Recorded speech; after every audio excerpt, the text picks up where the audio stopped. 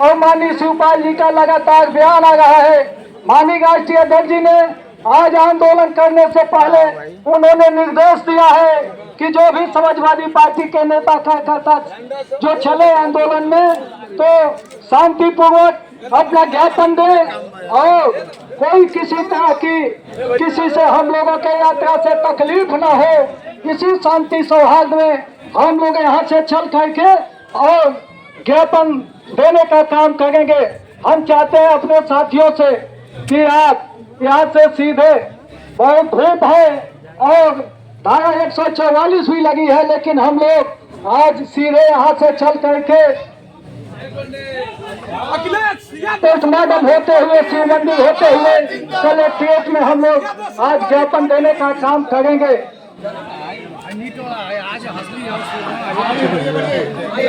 Maruti Suzuki Brezza UP 52 6374, कृपया उसको हटा ले। Medical emergency.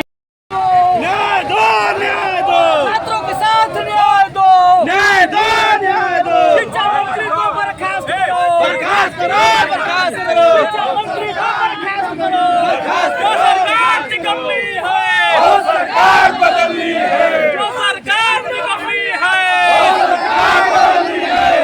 महंगाई पर हल्ला बोल, हल्ला बोल, हल्ला बोल। डीजल पेट्रोल का दाम कम करो, कम करो, कम करो। डीजल पेट्रोल का दाम कम करो, कम करो, कम करो। और महंगाई है, इसके दम पर गुंडागर्दी नहीं चलेगी, नहीं चलेगी। योगी मोदी शर्म करो, शर्म करो, शर्म करो। योगी मोदी शर्म करो, शर्म करो, शर्म करो। योगी मोदी शर्म करो, शर्म करो, शर्म करो। बोलिए अपन लिए कम करो, कम करो।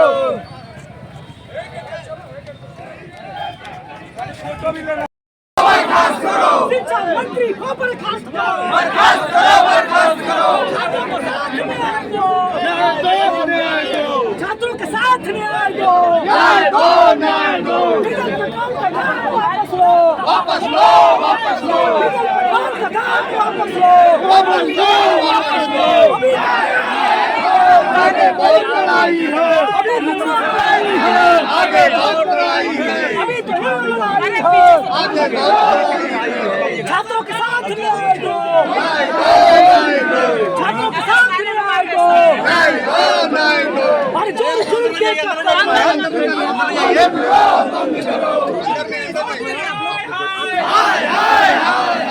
महिला इसमें ध्यान दो यार।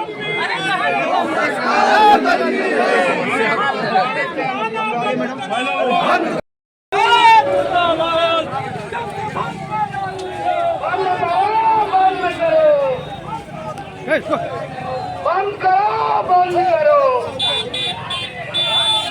नहीं चलेगी, नहीं चलेगी, नहीं चलेगी, नहीं चलेगी, नहीं चलेगी, नहीं चलेगी। बंद करो, बंद करो, बंद करो, बंद करो। नहीं चलेगी, नहीं चलेगी, नहीं चलेगी, नहीं चलेगी, नहीं चलेगी, नहीं चलेगी, नहीं चलेगी, नहीं चलेगी। समाजवादी पार्टी जिंदाबाद, जिंदाबाद, जिंदाबाद। बाल जवाना हल्ला बोल, हल्ला बोल, हल्ला बोल। बाल जवाना हल्ला बोल, हल्ला बोल, हल्ला बोल। महंगाई पर हल्ला बोल, हल्ला बोल, हल्ला बोल। बाल जवाना हल्ला बोल। सरकार में 81 बार मोदी जी के प्रधानमंत्री बनने के बाद से अब तक पेपर लीक हुआ है। एनटीए में भारी भ्रष्टाचार है। नीट की परीक्षा का पेपर लीक होने के बाद से आज छात्रों के ऊपर सबसे बड़ा संकट का बादल मंडराया हुआ है। तकरीबन 1.5 करोड़ से ऊपर केंद्र सरकार के पास जो अधीन विभाग है उनमें पद खाली है, नौजवानों को नौकरी नहीं दिया जा रहा। बढ़ती हुई जो महंगाई है, बेरोजगार होकर के लोग सड़कों पे घूम रहे हैं। डीजल पेट्रोल की भारी किल्लत, पेट्रोल पंपों पर लंबी लंबी लाइनें लगी हुई हैं। गैस के दाम बढ़ रहे हैं। गैस मिल नहीं रहा है। इतनी बड़ी समस्या अगर देश के सामने संकट बन करके उभरी है तो उसका जिम्मेदार नरेंद्र मोदी की सरकार है। जो लोग कहते थे कल के तारीख में कि हम अच्छे दिन लाएंगे, वो अच्छे दिन लाने वाले जो लोग थे आज वो अपनी जुबान पर ताला लगा चुके हैं और कोई भी बात केंद्र सरकार के लोग चाहे राज्य सरकार के लोग बोलने के लिए अपने आप को आगे नहीं कर पा रहे हैं। हमारे नेता सभ्य श्री अखिलेश यादव जी ने स्पष्ट तौर पर कहा है कि सड़क से लेकर के सदन तक जरूरी और जवाबदेही मुद्दे पर हम लोग जनता को लेकर के सड़कों पर आंदोलित रहेंगे और 2027 का जो चुनाव होगा वह हमारे नेता सभ्य श्री अखिलेश यादव जी की समता, समानता और संपन्नता के आधार पर जो पीडीए का अपना पराक्रम है, पुरुषार्थ है, परिश्रम है, उसके बल पर जो हम लोग परिवर्तनकारी निर्णय करेंगे वह परिणाम में परिलक्षित होते हुए दिखाई देगा और श्री अखिलेश यादव जी 2027 में मुख्यमंत्री उत्तर प्रदेश के बनेंगे। आपको राष्ट्रीय प्रवक्ता होने के नाते एक बहुत बड़ी आपकी जिम्मेदारी बन जाती है। हम लोग जान लेना चाहेंगे सर कि अभी कुछ राज्यों में चुनाव हो रहे थे, ये महंगाई, जिस महंगाई के खिलाफ आज समाजवादी पार्टी आंदोलित है, चुनाव के पहले आखिर यह महंगाई क्यों नहीं बढ़ी? आखिर क्या रीज़न रहा है? भाजपा ने वो महंगाई को पहले क्यों नहीं बढ़ा दी? भारतीय जनता पार्टी विकास का मापदंड जनता के सामने कभी नहीं लाती है। धार्मिक ध्रुवीकरण, जातीय संघर्ष, सामाजिक विभेद पैदा करके सामाजिक सौहार्द बिगाड़ करके राजनीति करना चाहती है। बंगाल में जिस तरह के नारे लगाए गए, मणिपुर में जिस तरह की कुकी और मतई समाज के बीच में मतभेद लंबे वर्षों से चल रहा है, उसका कोई अस्थायी समाधान यह सरकार नहीं निकाल पाई। आप तमिलनाडु में देख लीजिए, केरला में देख लीजिए और अन्य राज्यों में जहाँ पर चुनाव हुआ, 2 महीने तक ये लोग घूम घूम करके प्रचार करते रहे, लोगों से वोट मांगते रहे और 2 महीने तक अमेरिका, ईरान और इजराइल के बीच जो वार चल रहा है, युद्ध चल रहा है, उसका खामियाजा आज पूरी दुनिया को भुगतना पड़ रहा है। लेकिन भारत के प्रधानमंत्री जी ने एक बार भी इस विषय पर भारत की जनता के सामने आकर के जवाब देना उचित नहीं समझा। आज भारतीय जनता पार्टी की प्रचार करने की राजनीति का नतीजा है कि इस तरह की परिस्थितियों का सामना, आज पेट्रोल पंपों पर लंबी लंबी लाइनें लगी हैं, आज गैस के लिए कितनी महामारी दिखाई दे रही है। गैस के दाम, सीएनजी, पीएनजी के दाम लगातार बढ़ते चले जा रहे हैं, कमर्शियल सिलेंडर के दाम आसमान छू गए।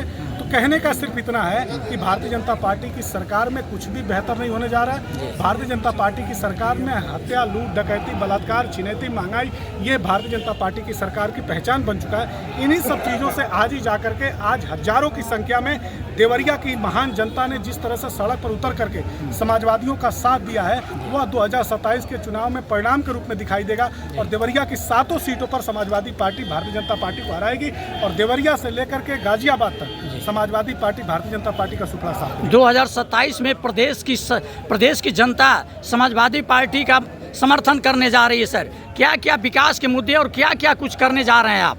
महिलाओं को सालाना हम 40,000 रुपये जी, 300 यूनिट बिजली फ्री और बहुत सारी योजनाएं जो हमारी पुरानी योजनाएं हैं उनको आगे हम लागू करेंगे। जैसे कन्या विद्याधन हमारा है, लैपटॉप योजना है, उसके बाद से मेट्रो सिटी का हम विस्तार करेंगे, हम एक्सप्रेसवे का विस्तार करेंगे।